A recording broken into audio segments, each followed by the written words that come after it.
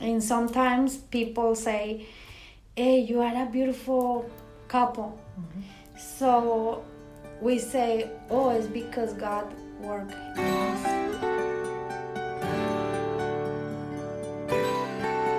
Okay, welcome everybody. This is In the Company of Charity podcast. My name is Sister Liz Sjoberg, and I am here with my good friend, Sister Elizabeth Grime. Sister Hey, Elizabeth, Sister. welcome. Hi, Sister Liz. It's always so good to see you, have some As time with you. always. Yeah, we're nearing Christmas, and that's exciting. We're in the third Sunday of Advent, which is always exciting. We know it's really close. It's really close right now. We're rounding the corner. We've, That's right. Prepared the way. We've made the valleys raised, the mountains made low, and straight on to Bethlehem. Here we go. Yeah, absolutely. Absolutely. We have a very special practice that happens starting December 17th, and it is the Christmas novena. Oh, and it's so beautiful. It's so amazing. And it's so daughter of charity. It's like it just warms my heart when we start it. Favorite things. Yeah. Now you can sing. Like those of you who don't know, sometime we're going to have her sing while we're talking. But Sister Liz is an amazing musician and songstress. And she could sing. She could sing this novena. I, on the other hand, can kind of follow along, but it's absolutely gorgeous. And you can find it. You can find it online. Just Google Daughter of Charity Christmas Novena and you will find it. And join us in these days of prayer. It's just a beautiful practice, a beautiful tradition that the Daughters of Charity have. And we've kept this tradition so sacred. Everybody looks forward to the novena, whether you can sing or not. So definitely check it out and join us in prayer for these very, very special days. But we also, before that happens, we have a very special interview and conversation that Sister Liz had with a friend of hers from her work. So tell us a little bit about what we're going to hear today. You are going to hear from Anita Vasquez, and she is an employee now of Proyecto Juan Diego, but also came in through our family program. And, she is one of the ones when I first came and my Spanish was terrible. She was in one of the classes and she was so excited to speak English to me. And I think we make a great pair. Her English is much better than my Spanish, but those you'll hear in the episode little words where she may not remember the English, but I know what it is. And I feel like, yes. Yeah, it was very sweet. So watch for those, listen for those. Yeah. And her faith is just so focused and simple and just deep. And I think that's kind of, as we go into the Christmas and Christmas season, that's kind of where we need to be, I think. Cut out all the extraneous, cut out things that don't matter, and just be there in Bethlehem. Yeah, I agree. And what I love too is and I think it goes too with what we're talking about with our novena, the tradition, the sense of faith being carried on and brought in and passed on from generation to generation. And she just has a beautiful story about where her faith comes from, how and why it's so deep and why she just wishes it for everyone. So so definitely listen to Anita's story and be inspired for sure. She's a great lady. And we, as always, welcome your feedback and comments and questions. Our Instagram is live and active, and you can always email us at companyofcharity@gmail.com. Yeah, wish us Merry Christmas, and we'll wish you one back. Exactly. Enjoy, y'all.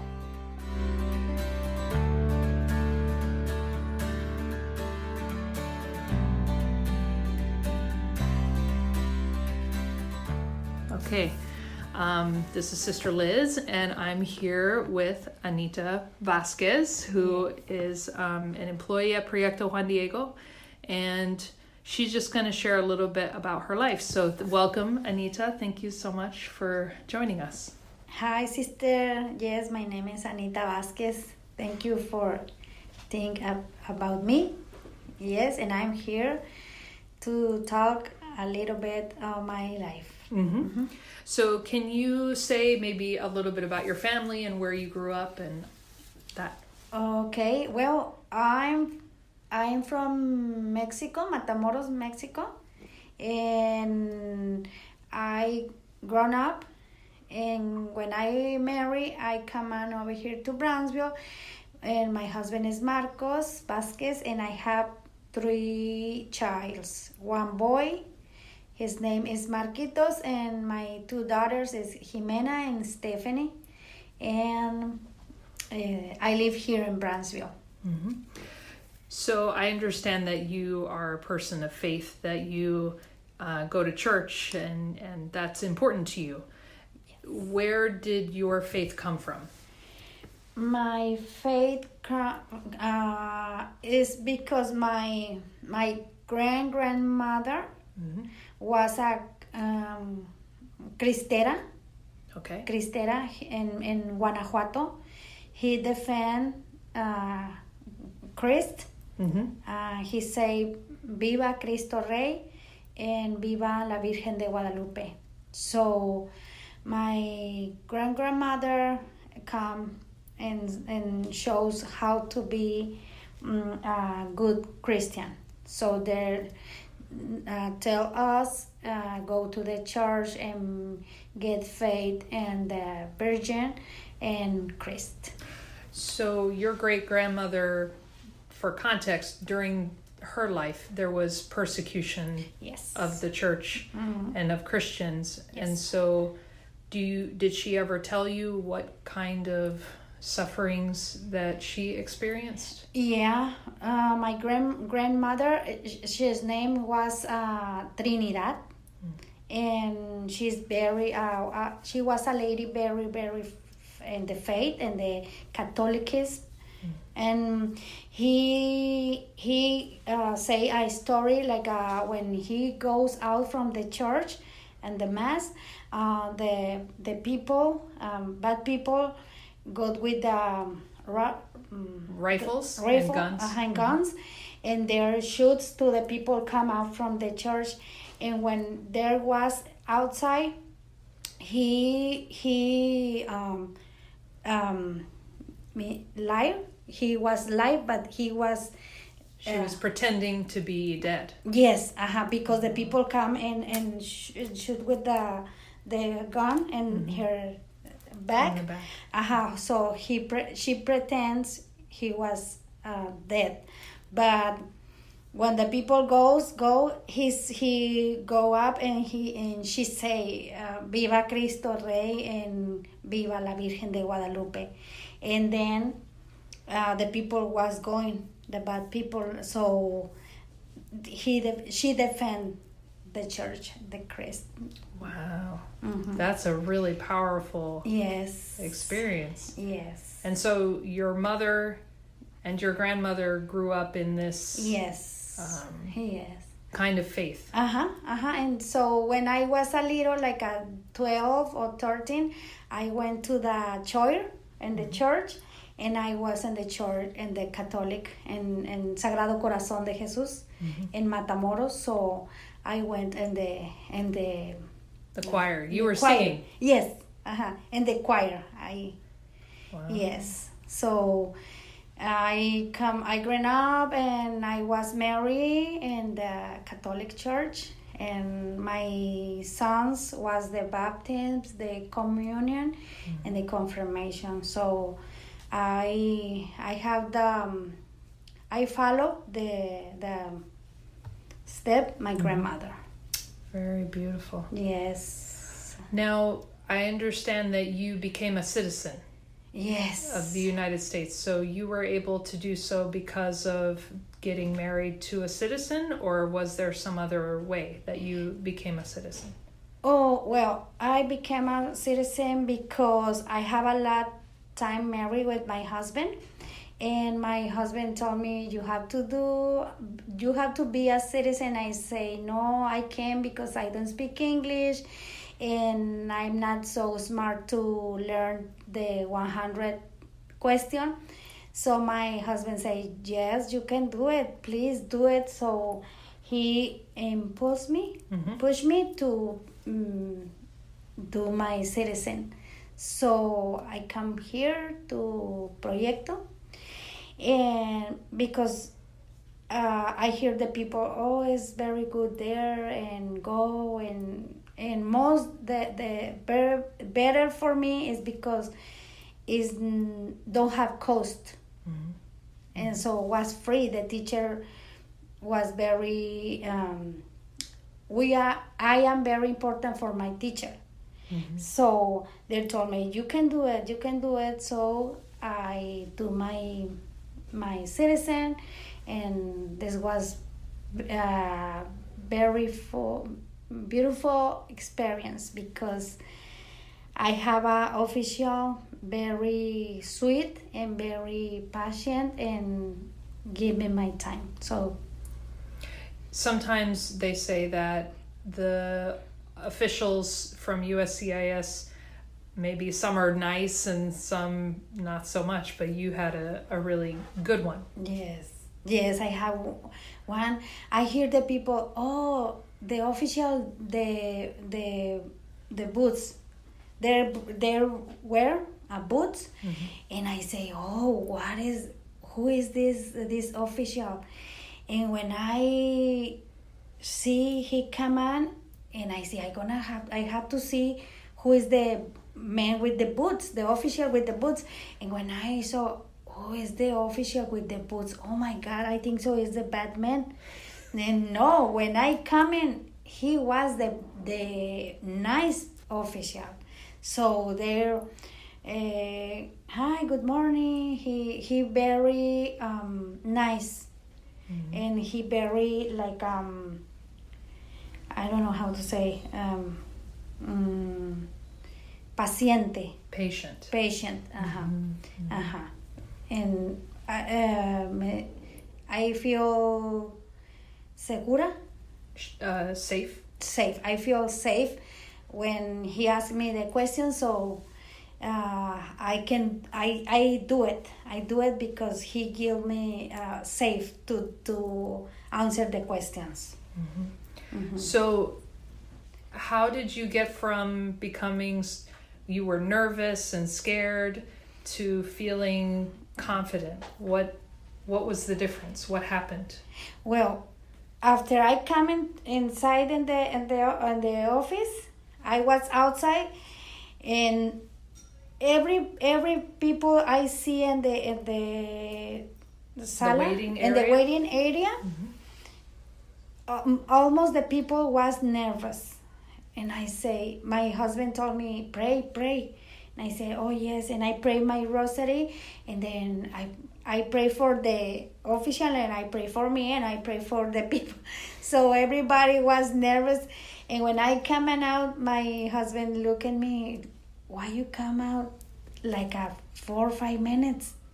All the people, everybody was in the meeting with the official like 15-20 minutes. You have like 5 minutes. And he told me, you don't pass. And I say, yes, I pass. And everybody in the waiting room say, yes, everybody. My husband, yes. And when I was like, I feel like nervous when I go outside, because I say, I cannot believe it, I can do it, I can do it. So my husband say, I told you, you can do it, and you did it. So I did it. It's amazing. Yes. It's something to be very proud of. Yes. And I'm a very agradecida. Grateful with the people here in Proyecto, because he pushed me.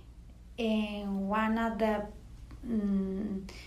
people here in Proyecto was Noemi.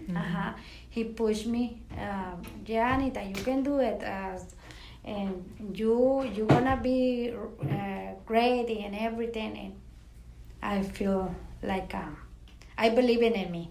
And so he helped me very much. So you maybe are one of the lucky ones to be able to become a U.S. citizen through your husband and all. What is your experience when you talk to others who are undocumented, who cannot become citizens? What do you know about some of their experiences? Well, I know people don't have papers, and I feel like bad, triste, sad, because sometimes they work very hard and they don't have opportunities to have her papers, right?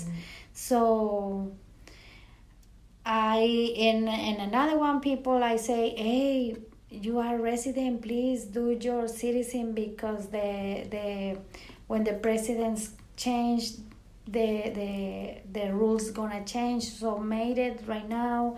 And so I want to say to the people, if I do it, you can do it too. So I like to push the people.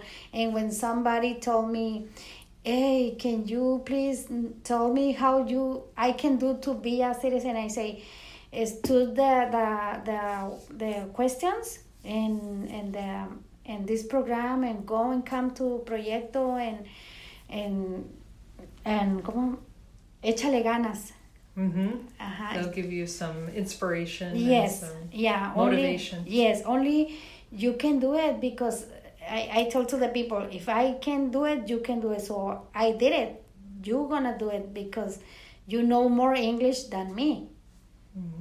And most of the people was studying here in USA, and I studied in Mexico, so my English is not very good, right? But the people lives here know the English, so it's one of the things you have to know. You have to know the English, the language, right? Yeah, because most people qualify only for English. Yes. Because in order to take it in Spanish, you have to be for many years here and it's over a certain age. Yes. Can you talk a little bit about the family program classes that you took? Yes. The family programs is very nice, because we are very important for the social worker, was Noemi in this case, and he works a lot because he looks for people come to teach us how to do flowers, paper flowers, decorations, and how to make decoration to the cakes, and how to live better with more healthy. They bring people to teach us how to eat better and how to say careful. Care to yourself. Care by myself.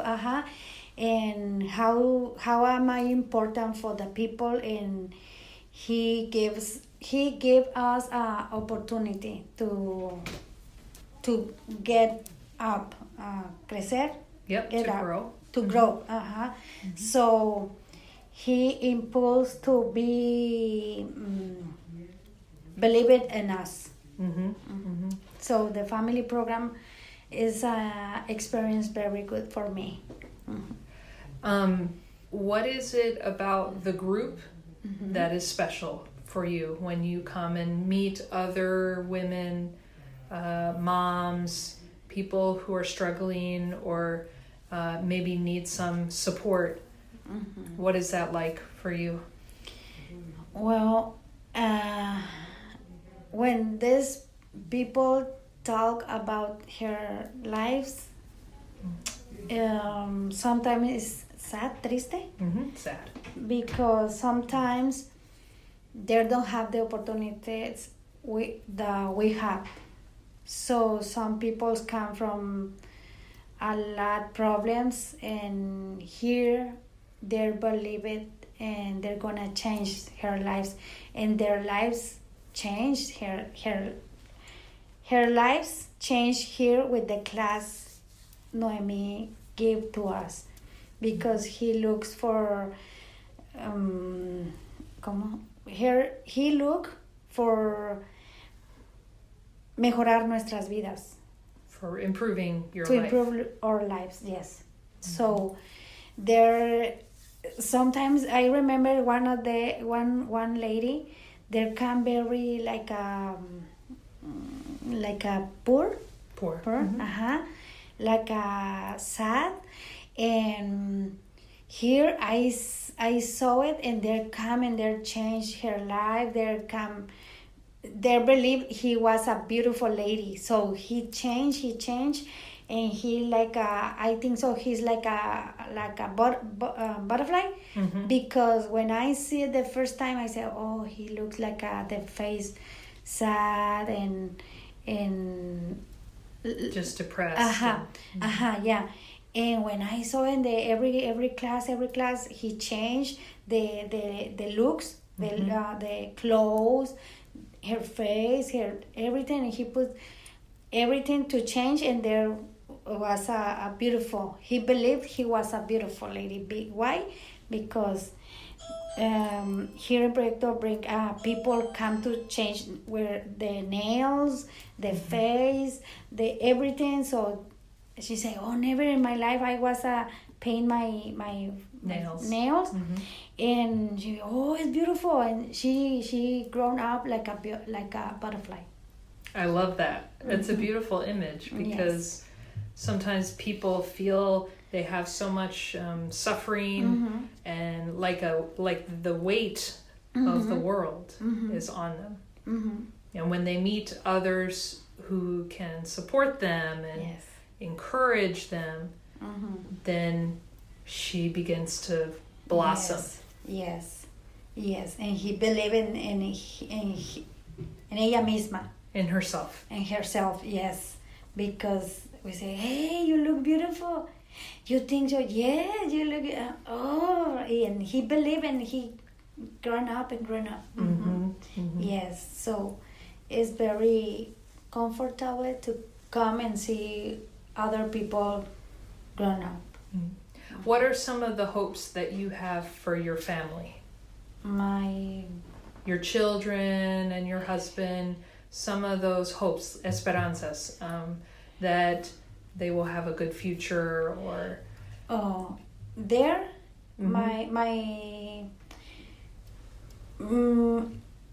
there have hopes. What is your hope for them? Oh, for them, I want my daughter have a baby. I want to have a baby, and my son, I want to be a teacher, a Spanish teacher and a PE teacher. And my husband, now I want my husband retire. To retire? Yes. Oh, so you guys can have fun. Yes, because I told my husband, don't wait to have 65. Please get retired before, because I have the esperanza, Hopes. the hopes to go and live in over there in Mexico, in Guanajuato. And I want to live like 6 months, and then I hope go and live in Morelia, and I want to go to Michigan, and this is I hope he will Retire soon. Yes, and my daughter have a baby, and my other one daughter be a math teacher, and my other one son he want to be a teacher, a Spanish teacher. So I hope, and I say they're gonna do it. So yeah. Now you and your husband do some work at church with retreats and working with married couples. Is that right? Yes, yes. So what do you usually tell the married couples? Well, we talk to the other people how to get God in her lives, because if they don't have God in her lives, the lives there's gonna be like a boat with no wheel, with no steering. Yes, they're gonna be like this, like I move to over there, and they're gonna go down, and maybe the wave they're gonna come and come over the ship. Yes, so we talk to the people and say, well, my husband, he in the first time he believed in God, but sometimes say, oh, you go to the church, oh, you go, and I go by myself, and I say, you say in front in the altar, you say in the good and the bad, right? Exactly.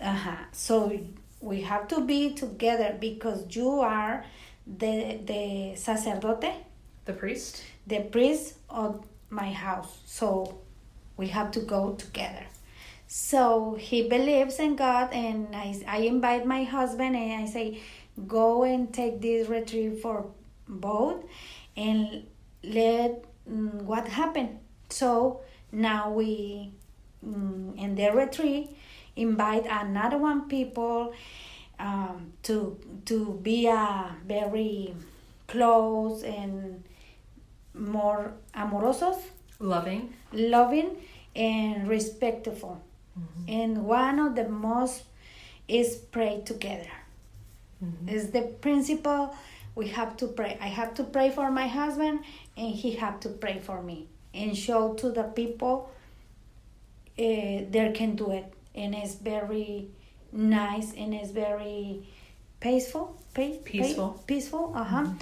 Because we have peace, right? And in the night I say, hey, don't forget to pray for me, and he say, oh yeah, don't, please pray for me. Okay, so we are happy.